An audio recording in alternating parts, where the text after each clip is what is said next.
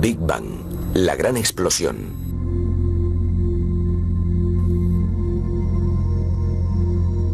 Los últimos datos indican que el universo puede tener tan solo 9 o 10.000 millones de años de edad. Los astrónomos están perplejos y están construyendo telescopios frenéticamente, desde el Polo Sur hasta el desierto de Atacama, en Chile. Observatorios cada vez más grandes y mejores. Los picos volcánicos de Hawái están ya casi abarrotados.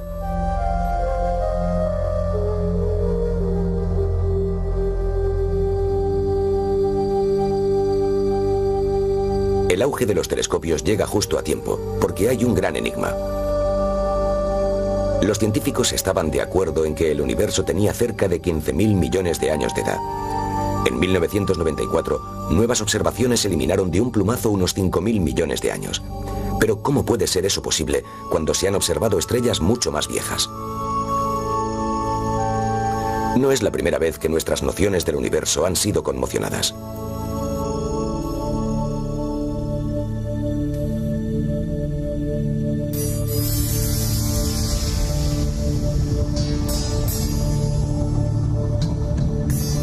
Los hindúes tuvieron una visión naturalista del universo. Su mundo estaba apoyado en 4 elefantes. Los elefantes estaban encima de una tortuga y la tortuga nadaba en un océano de leche.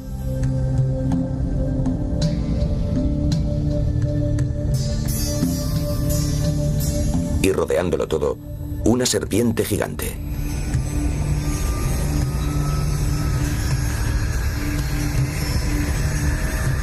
Un cuadro increíble, pero no más que las teorías y las observaciones de la moderna cosmología. Es difícil creer que el universo nació a partir de algo minúsculo, más pequeño que un átomo, en un cataclismo que denominamos el Big Bang, la gran explosión.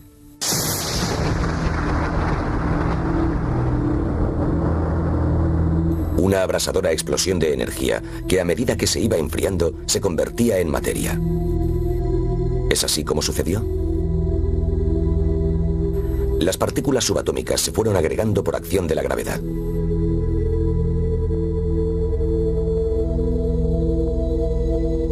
Así se formaron átomos simples como el helio y el hidrógeno.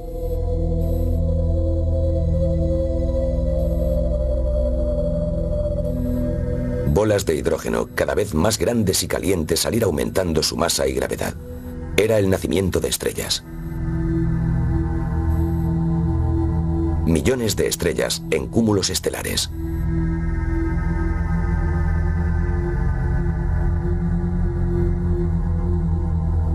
Miles de millones de estrellas en galaxias.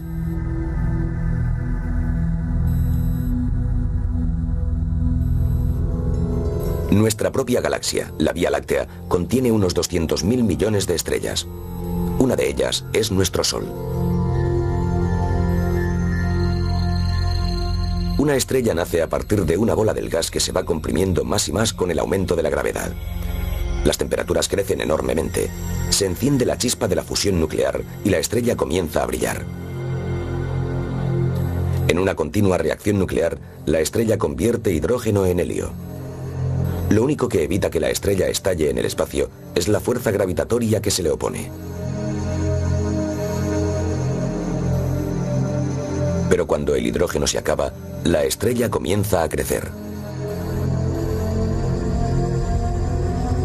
Y cambia de color. Es una gigante roja. Sin hidrógeno, la estrella convierte su helio en carbono y después en elementos más pesados. En las estrellas más grandes, cuando se forma el hierro, la gravedad prevalece y el núcleo se colapsa. La gigante estalla entonces como una supernova.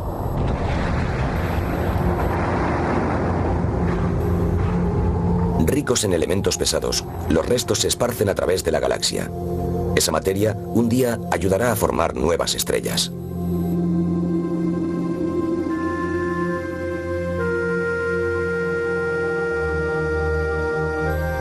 Una explosión similar pudo haber provocado el nacimiento de nuestro propio Sol tras causar el colapso de una nube de gas y polvo.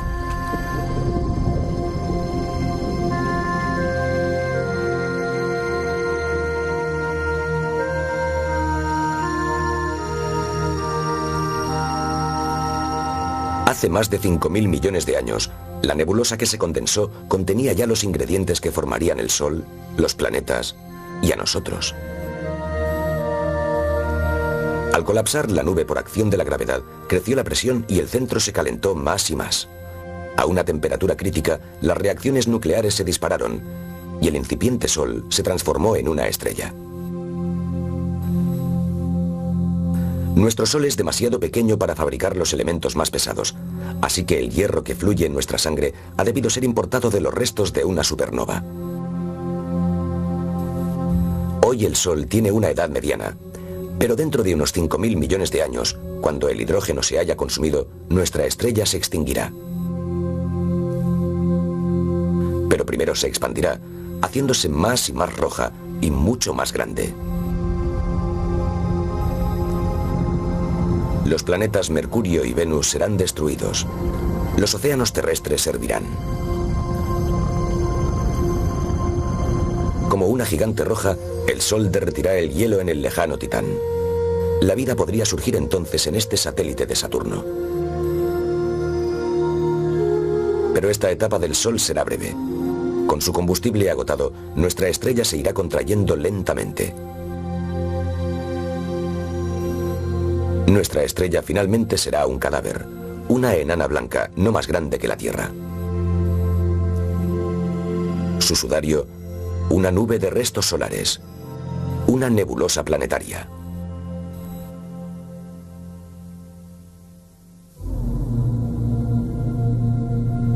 Estudiando el color y la intensidad de la luz solar y la manera en la que se agrupan las estrellas, los científicos han alcanzado una alta comprensión del universo.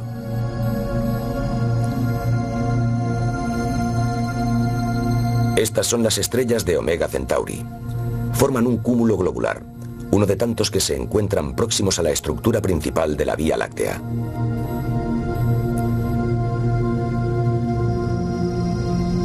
La luz de estas estrellas revela su composición química. Y de ahí, los astrónomos han concluido que los cúmulos globulares contienen las estrellas más viejas del universo. Y estos cúmulos nos han proporcionado nuestra posición en la Vía Láctea. El Sol está en los suburbios, en el tercio exterior más alejado del centro galáctico.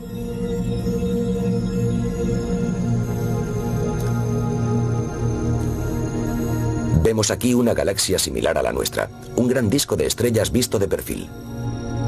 La banda oscura es el polvo a partir del cual nacen las estrellas. Las estrellas más viejas pueblan el centro. Las más viejas de todas forman un halo alrededor del centro. Son los cúmulos globulares. En el borde azul de la galaxia están las estrellas más jóvenes. La galaxia vista desde arriba. Una densa y retorcida espiral con miles de millones de estrellas, todas ellas en órbita alrededor del centro galáctico.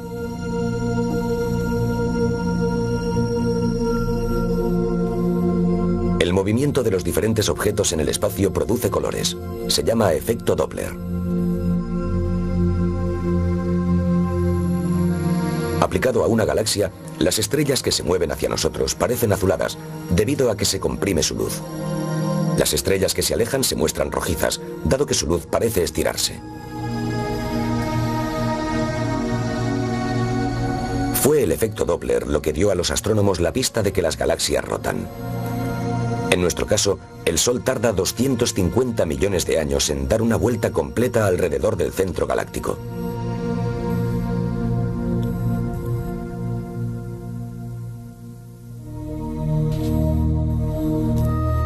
Hay millones de galaxias de espiral como nuestra Vía Láctea. En los brazos, nubes rosáceas de polvo y de hidrógeno, donde nacen nuevas estrellas.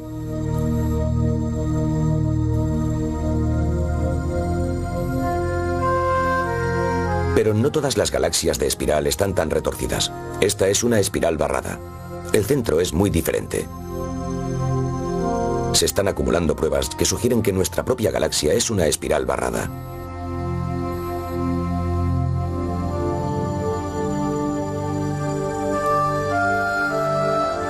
Algunas galaxias no tienen ninguna forma en particular. Irregulares, como esta, muestran pocos indicios de crear nuevas estrellas, y generalmente son pequeñas.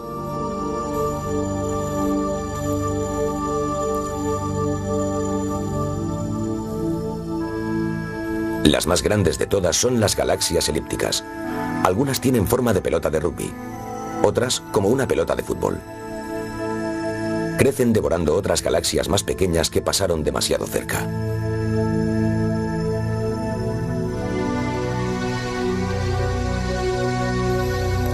En esta escena, una galaxia espiral está siendo canibalizada por una elíptica. Al menos esta es una teoría.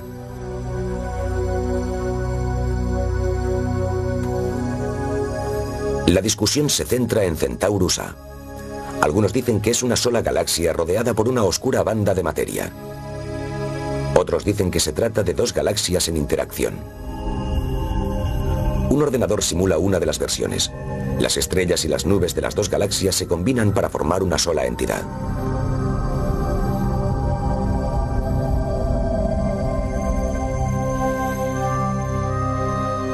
No hay dudas sobre estas fusiones.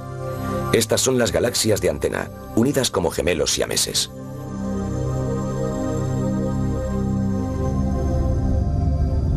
Marcha atrás en un superordenador. Hace miles de millones de años, las galaxias de Antena estaban separadas.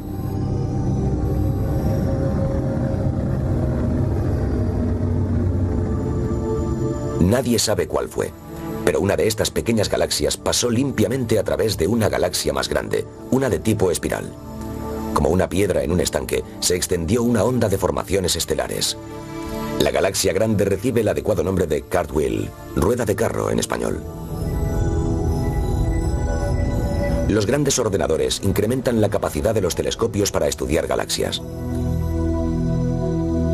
Añaden las matemáticas de la gravedad, del movimiento y de la masa a los datos de observación.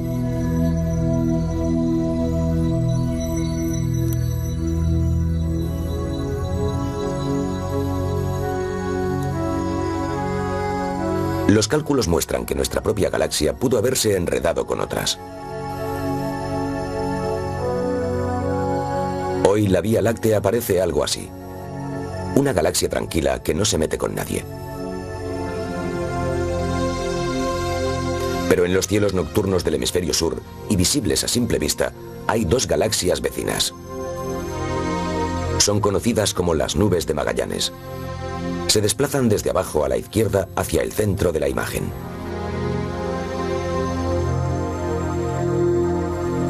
Más de cerca, ambas nubes parecen como si hubieran sufrido alguna perturbación. Según los astrónomos, ello es el resultado de un encuentro muy de cerca con la Vía Láctea. Esta, la nube pequeña de Magallanes, se halla especialmente contrahecha. Y en la gran nube, el roce con la Vía Láctea quizá fue lo que desencadenó el nacimiento de una gran cantidad de estrellas.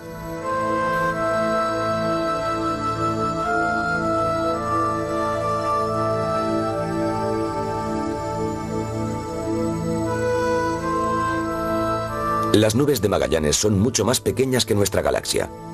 Son como galaxias satélite de la Vía Láctea. Dentro de miles de millones de años, pueden volver a mezclarse con nosotros de nuevo. Más allá de las nubes de Magallanes, la galaxia más cercana es Andrómeda. En los años 20 se calculó que estaba a unos 750.000 años luz de distancia. Hoy se cree que está casi 3 veces más lejos.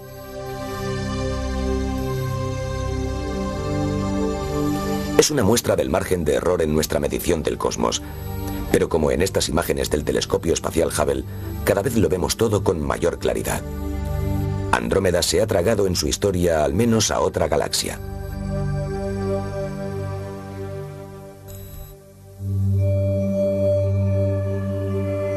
Pero no siempre se puede ver claramente todo el vasto espacio. A veces una galaxia se interpone en el camino. Si es lo bastante grande, puede actuar como una lente de distorsión. Así, escudriñando a través de una galaxia, el telescopio Hubble pudo captar un lejano cuásar en una imagen múltiple.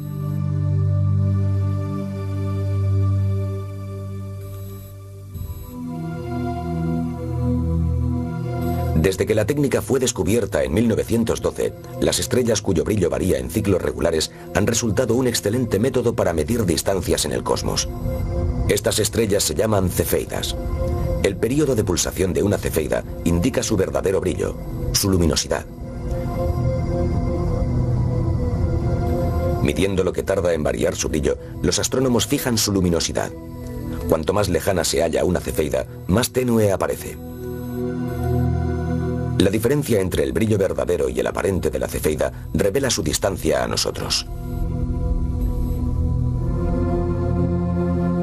Los astrónomos tienen otros métodos de resolver distancias. Así ellos miden la luminosidad de los cúmulos estelares y de las nebulosas planetarias, anillos cósmicos de humo, restos de estrellas moribundas. Más importante es el flash de una supernova, señalando distancias cientos de veces superiores a una cefeida. Edwin Hubble fue el primero en decirlo: cuanto más lejos, más rápido.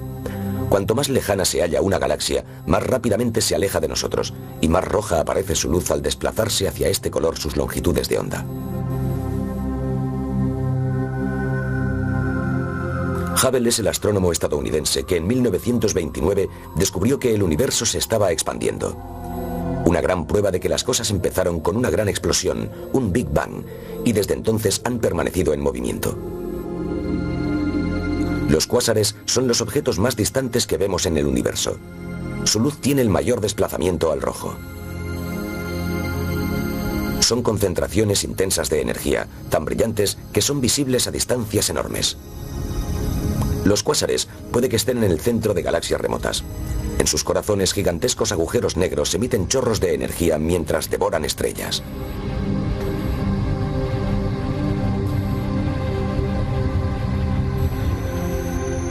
A principios de 1994, el telescopio Hubble captó este cuásar a 12.000 millones de años luz de distancia. Parece estar tragándose una galaxia entera.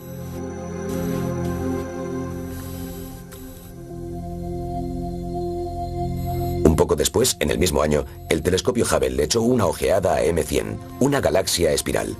Lo que vio conmocionó a los astrónomos. En el corazón de M100 hallaron las pulsaciones de una cefeida, que indicaban a los astrónomos que M100 estaba tan solo a 50 millones de años luz de distancia, mucho más cerca de lo que entonces se creía. Esta distancia y la magnitud del desplazamiento al rojo de la luz de la galaxia sugiere que el universo se está expandiendo casi 2 veces más rápidamente de lo que creíamos. Si eso es verdad, el universo tiene solamente 9 o 10.000 millones de años de edad, no 15 como pensábamos.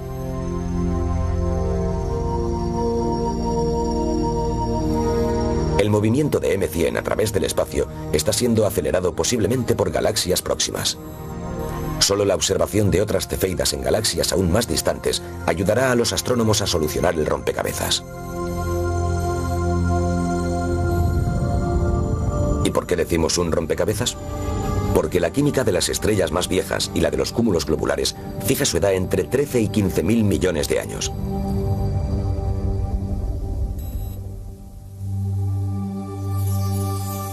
Esa es demasiada edad para un universo que comenzó hace solo 9.000 millones de años. Un universo más joven no permite una evolución cósmica como la que conocemos.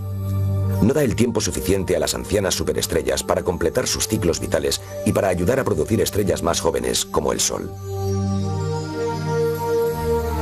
El dilema para la astronomía es que incluso las medidas más modernas del universo tienen un margen de error del 30%.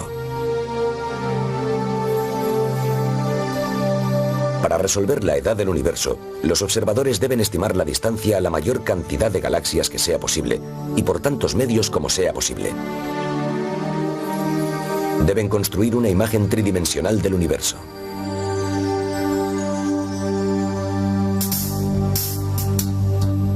Es una tarea enorme, porque hay 1.000 millones de galaxias.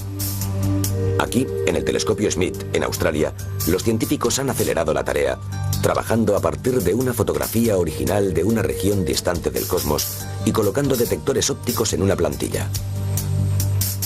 Los detectores están fijados en los puntos donde aparecieron galaxias en la fotografía original. Cada detector debe captar el brillo y los colores de una galaxia en particular. La plantilla entonces se carga en el telescopio en el que se tomó la fotografía original.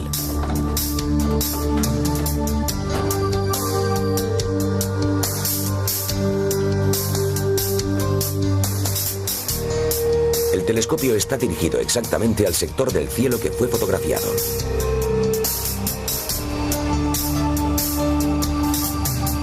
La precisión es vital. Cada detector debe tomar la luz exclusivamente de la galaxia que tiene asignada.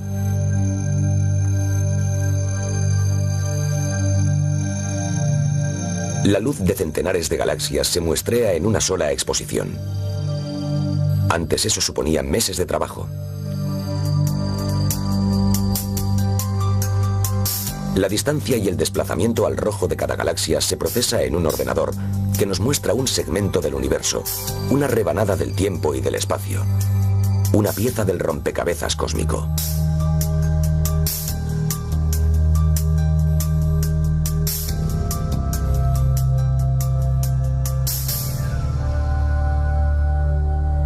Cuidadosamente, poco a poco, emerge una imagen total. Sabemos que miles de millones de galaxias están encadenadas como perlas entre los vacíos del universo, pero no sabemos cuál es la causa de este diseño.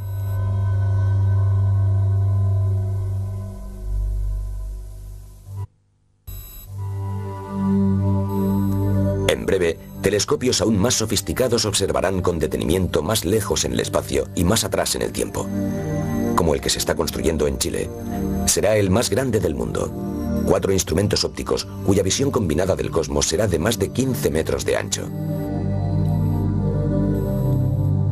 Puede contribuir a determinar la edad del universo, pero no podrá alcanzar a ver el Big Bang, puesto que al principio de los tiempos ya habían pasado 300.000 años antes de que el universo se hiciera transparente y la primera luz pudiera viajar a través del espacio sin obstáculos.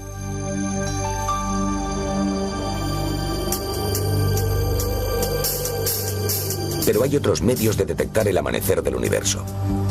La radiación cósmica del fondo de microondas es el eco propiamente del Big Bang. La sonda COBE ha descubierto una ondulación en la radiación de fondo de microondas que pudo ser la semilla de la estructura del universo primitivo. En el Polo Sur, los astrónomos vuelan para estudiar en el infrarrojo cercano ese mismo cosmos recién formado.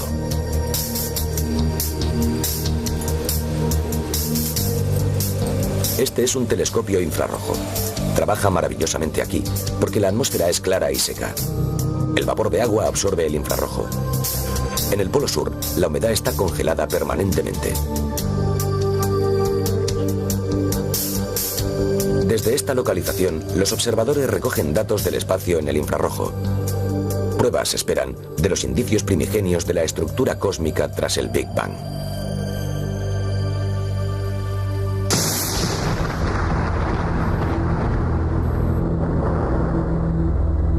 Donde quiera y como quiera que fuese el Big Bang, la teoría insiste en que un punto más pequeño que un átomo dio lugar a toda la materia.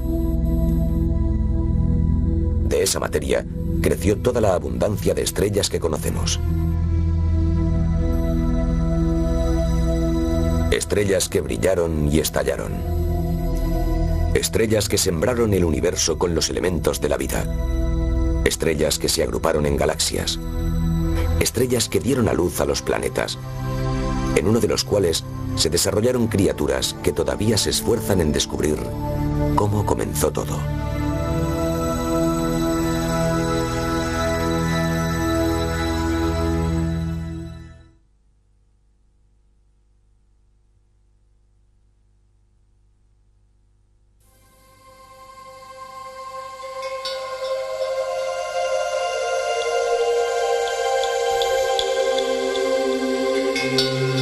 ¿A qué altura está la Luna?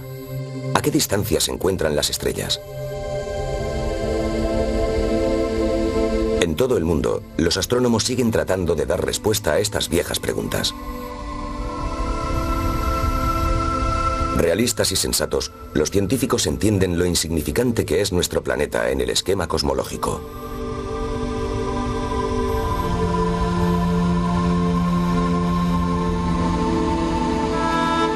Desde la época de los antiguos egipcios, el cielo apenas ha cambiado. Y las preguntas son las mismas. ¿Alcanzaremos alguna vez las estrellas? ¿Cuán extenso es el cielo? Preguntas que nos conducen a las fronteras del tiempo.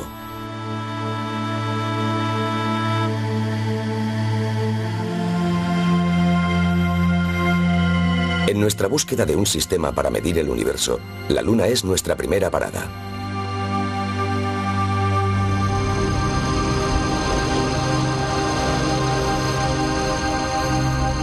La Luna es nuestro único satélite natural.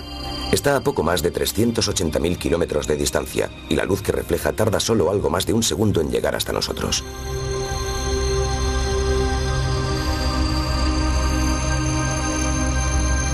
La Tierra es uno de los 9 planetas que orbita alrededor del Sol. Nuestra estrella está a unos 150 millones de kilómetros de distancia y su luz tarda más de 8 minutos en llegar hasta nosotros.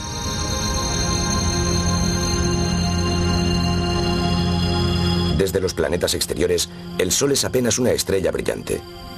Neptuno se halla a 5.000 millones de kilómetros. La luz solar tarda 4 horas y media en llegar.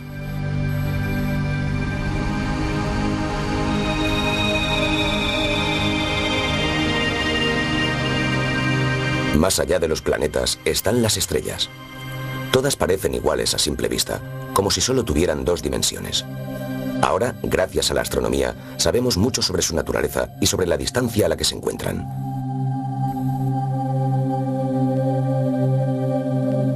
Sin contar el Sol, la estrella más cercana es Alpha Centauri. Es la más grande, a la izquierda.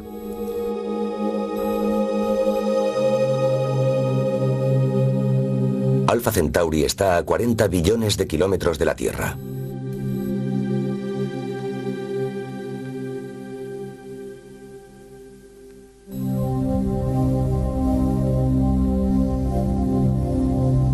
En realidad, Alpha Centauri es más que una estrella. De hecho, es más que 2. Es un trío. Su luz tarda en llegar casi 4 años y un tercio, o como dicen los astrónomos, Alpha Centauri está a 4,3 años luz de la Tierra.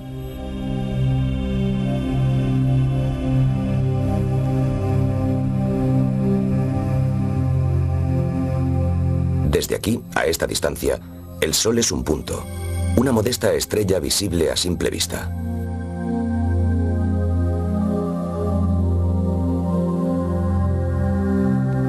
Más alejadas, a unos 200 años luz de aquí, están las estrellas gemelas de W Ursa Majoris, que intercambian materia entre ellas.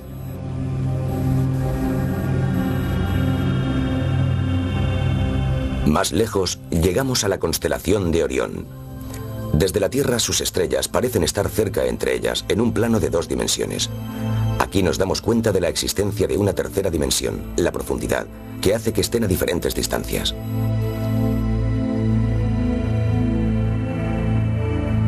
Ahora estamos en el corazón de la constelación, en la nebulosa de Orión, a una distancia de 1500 años luz.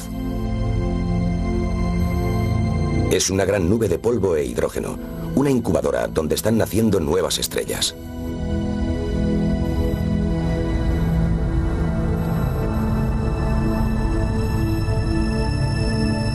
Si siguiéramos viajando a la velocidad de la luz, tardaríamos otros 30.000 años en alcanzar el centro de nuestra galaxia.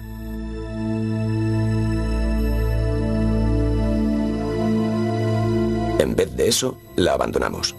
Viajaremos hasta un punto desde donde es posible ver entera a nuestra galaxia, la Vía Láctea, una espiral de 200.000 millones de estrellas.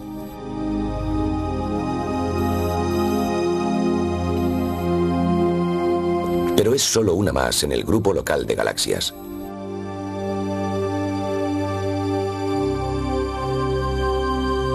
Este grupo es a su vez una parte de otro mucho más grande, de un supercúmulo de galaxias.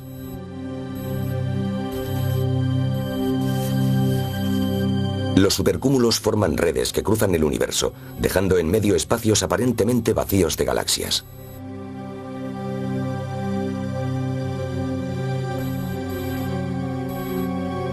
Pero hay mucho más en el cosmos de lo que podemos percibir por la vista. Más del 90% de su masa es invisible. A esta masa que no vemos se le conoce como materia oscura, un mar de partículas exóticas que posiblemente llena el universo.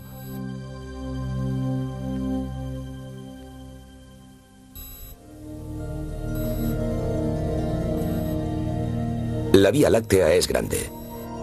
Un haz de luz viajando a 300.000 kilómetros por segundo tardaría 100.000 años en cruzar nuestra galaxia.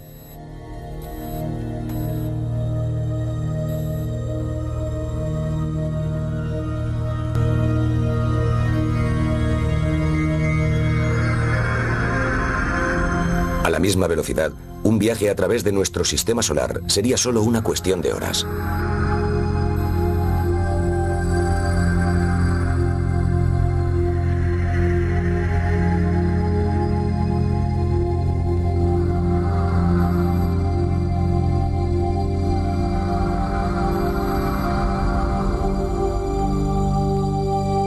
¿Cómo han averiguado todo esto los astrónomos? ¿Cómo aprendieron a medir el universo? La historia comienza hace más de 2000 años, en Egipto. Implica geometría básica, un tipo de cálculos familiares a los constructores de templos. Esto dio al mundo la primera unidad de medida astronómica, una unidad tan grande como el mundo.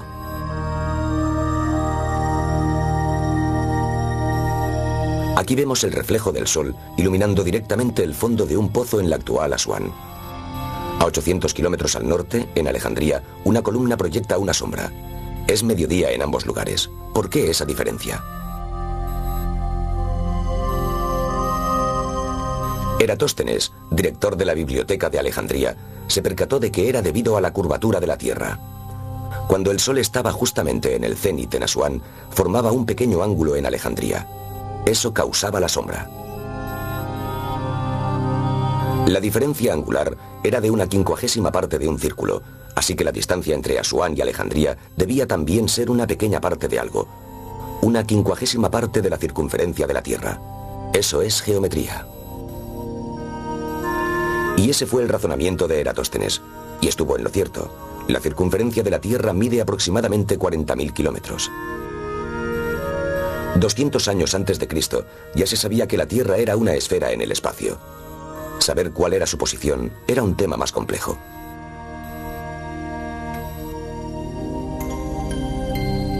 Una antigua idea griega situaba a la Tierra en el centro de todas las cosas.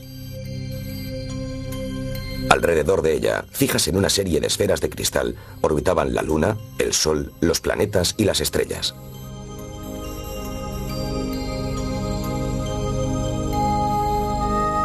Pero los planetas eran un rompecabezas. Fueron llamados estrellas errantes, dado que su desplazamiento por el cielo podía ser errático. Algunos se paraban, invertían el sentido de su marcha y más tarde reemprendían el camino de nuevo. El astrónomo griego Ptolomeo tenía una respuesta. Justificó esas erráticas trayectorias con los llamados epiciclos, que eran como si los planetas tuvieran pequeñas órbitas alrededor de sus trayectorias orbitales principales. Era una idea descabellada, pero parecía adecuarse a las observaciones.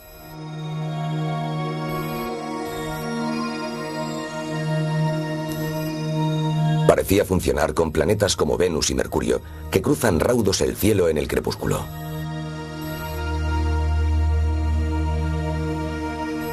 Pero fallaba con otros, como Marte.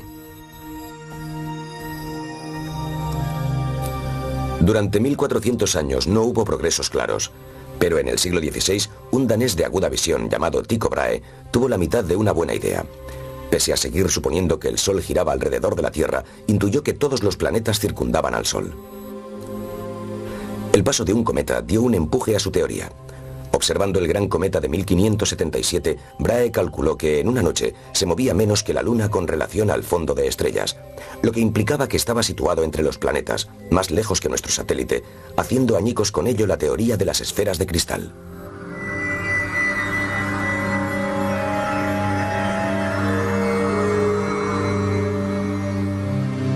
Pero Brahe todavía situaba la Tierra en el centro del universo. El astrónomo y clérigo polaco Nicolás Copérnico asestó un duro golpe a esa teoría. Él puso a la Tierra en su lugar como planeta que se movía en órbita alrededor del Sol. Sin embargo, asumió que las órbitas de los planetas eran circulares y no pudo explicar los excéntricos giros de Marte.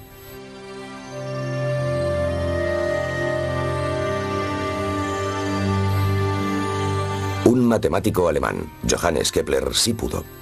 Dedujo que las órbitas de los planetas no son circulares, sino elípticas, y que la velocidad de los planetas depende de su distancia al Sol. La imagen del sistema solar se completó entonces.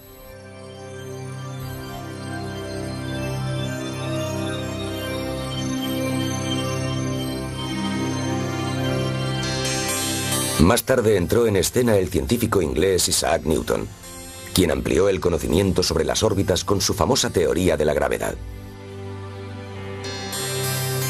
Él imaginó una bola de cañón disparada desde la cima de una montaña. Cuanto mayor fuera el impulso inicial, más lejos llegaría. Pero si la impulsásemos a la velocidad suficiente, podríamos hacerla entrar en órbita. Se convertiría en un satélite, como la Luna, orbitando alrededor de la Tierra. O como las muchas lunas que orbitan alrededor de Júpiter. El genio de Newton fue reconocer que la fuerza que hace que una bola de cañón caiga a la Tierra es la misma fuerza que gobierna los movimientos de los planetas y sus satélites.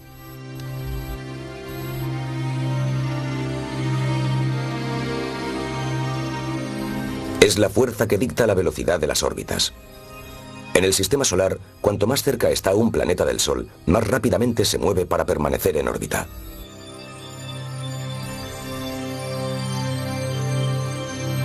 También es la fuerza que ayuda a impulsar las sondas espaciales que exploran los planetas.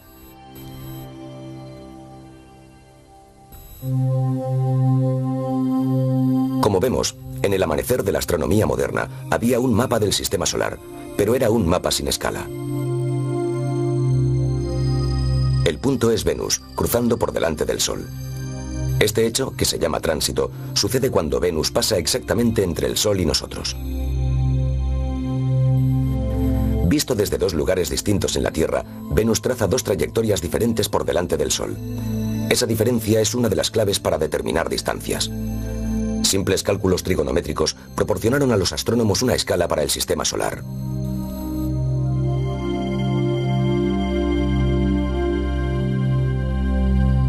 Pero ¿cómo medir las estrellas?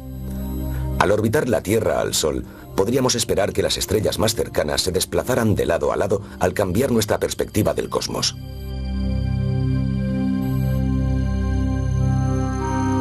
Los astrónomos buscaron en vano el efecto. Pero un danés llamado Olaus Rømer encontró otro efecto de la órbita de la Tierra alrededor del Sol. Mientras observaba cómo Júpiter era eclipsado por sus satélites, descubrió que ese fenómeno sucedía antes de lo previsto cuando la Tierra y Júpiter estaban en sus órbitas en el mismo lado del Sol.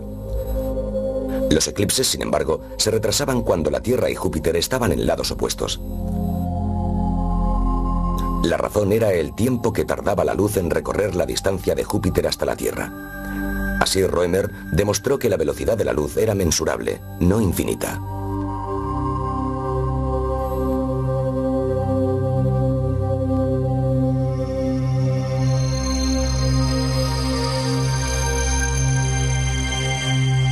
Pero el enigma persistía.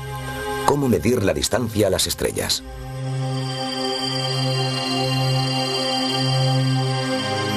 Al hacerse más grandes los telescopios, más y más estrellas surgían a la vista.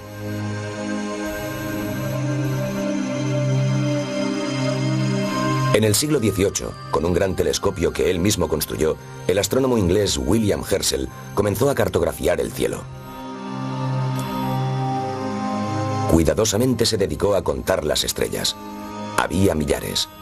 Dibujó una carta celeste con sus localizaciones y situó al Sol cerca del centro. Herschel pensó que esto era todo lo que existía en el universo. Las pruebas de que existían más objetos llegaron desde el castillo de Birr, en Irlanda, donde el tercer duque de Rose construyó un telescopio aún más grande. Era a mediados del siglo XIX y Rose había identificado nubes que resultaban casi imperceptibles. Y las dibujó. Dentro de algunas nubes halló estructuras espirales. Más allá de la Vía Láctea, Rose había comenzado a vislumbrar algunos misterios. Poco a poco los astrónomos fueron aprendiendo finalmente a tratar la cuestión de las distancias estelares. Recientes y más detalladas observaciones revelaron que las estrellas cambiaban de posición si las observábamos desde 2 puntos distantes de nuestra órbita alrededor del Sol. No resulta fácil verlo porque están muy lejanas. El efecto se llama paralaje. Se mide observando una estrella desde un lado de nuestra órbita solar y 6 meses después desde el otro.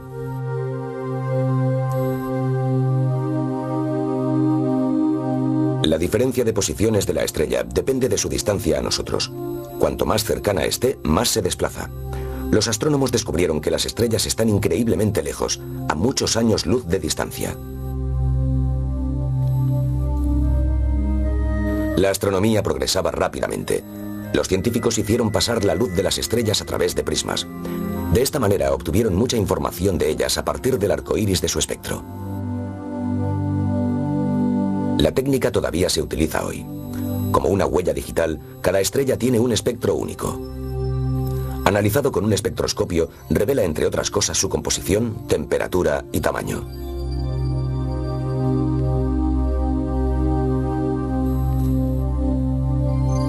Los espectros pueden agruparse en categorías que indican la relación entre la temperatura de una estrella y su brillo verdadero, lo que los astrónomos denominan luminosidad.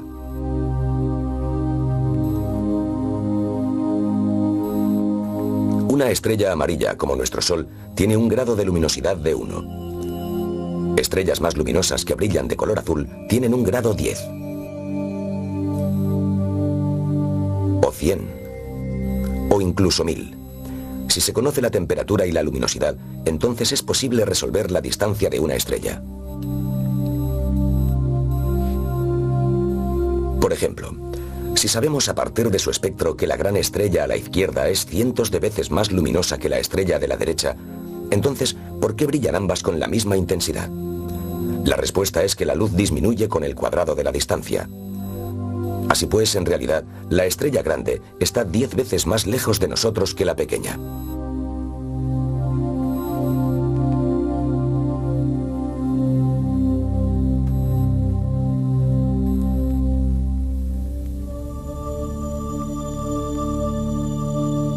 Desde la profundidad del cosmos, una estrella que late como un corazón. Se denomina cefeida.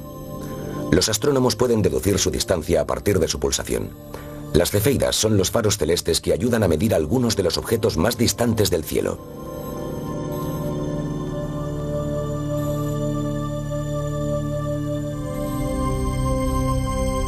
Las cefeidas laten en cúmulos globulares, agrupaciones de estrellas que pueblan los alrededores del disco principal de nuestra galaxia.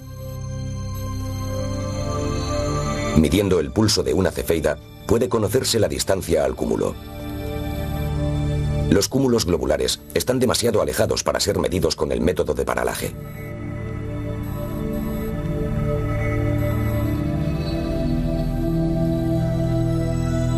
La observación de cefeidas ha contribuido a solucionar el mapa de la estructura de la galaxia.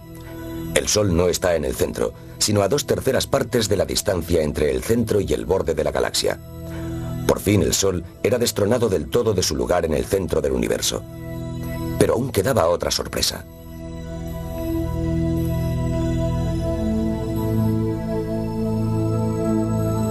Los observadores la habían estado viendo desde épocas antiguas. Era una pequeña mancha borrosa en la constelación de Andrómeda. ¿Estaba cerca o lejos? Nadie lo sabía. En 1923, el astrónomo americano Edwin Hubble descubrió cefeidas en los bordes externos de la mancha, tan débiles que sin duda se debían encontrar mucho más allá de las estrellas de nuestra propia galaxia. Hubble estaba observando otra galaxia a más de 2 millones de años luz de distancia.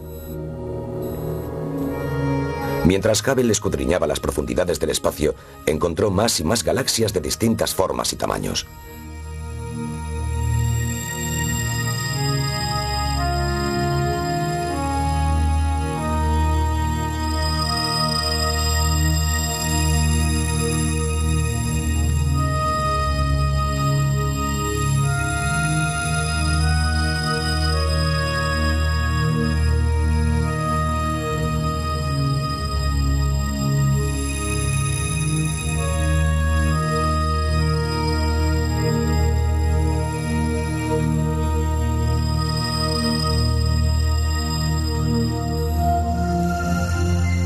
Hubble desveló un universo que se expandía.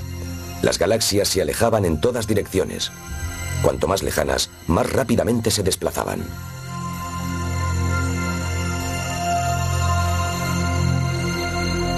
La prueba estaba en su luz. Se desplazaba hacia el extremo rojo del espectro, lo que significaba que las longitudes de onda se alargaban.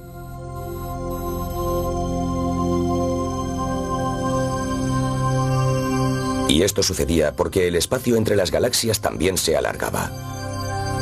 Crecía. Las galaxias se separaban entre ellas sin ninguna duda.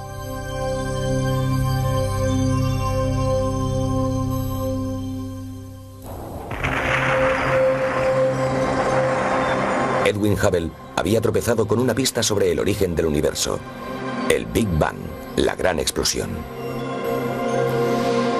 Sus brillantes observaciones revelaron un universo en expansión, un universo que debía tener un punto de partida, un momento en el que comenzaron el tiempo y el espacio.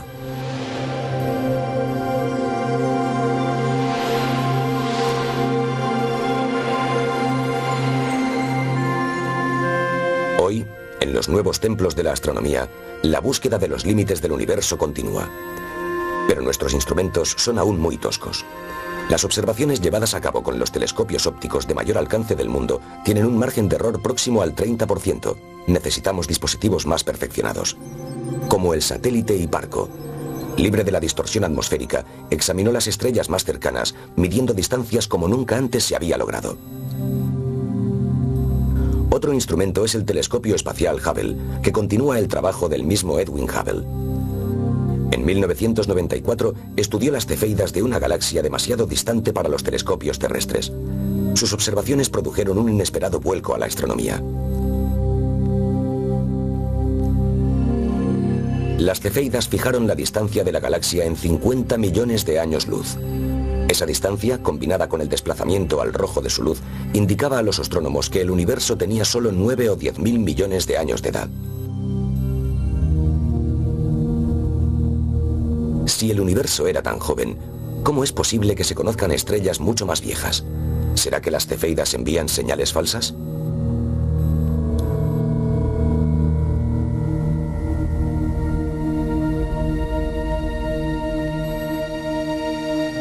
Es muy probable que la lectura de las cefeidas sea correcta. También puede ser que lleve años interpretarlas de forma adecuada. Nuestro conocimiento del Big Bang bien pudiera estar totalmente equivocado. De hecho, ¿seguro que hubo un Big Bang? Y si no lo hubo, ¿por qué el universo se expande?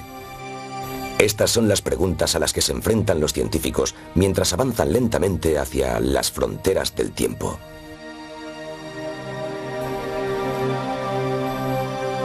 En los años venideros, nuestras ideas del cosmos podrían llegar a ser tan pintorescas como las de los antiguos observadores.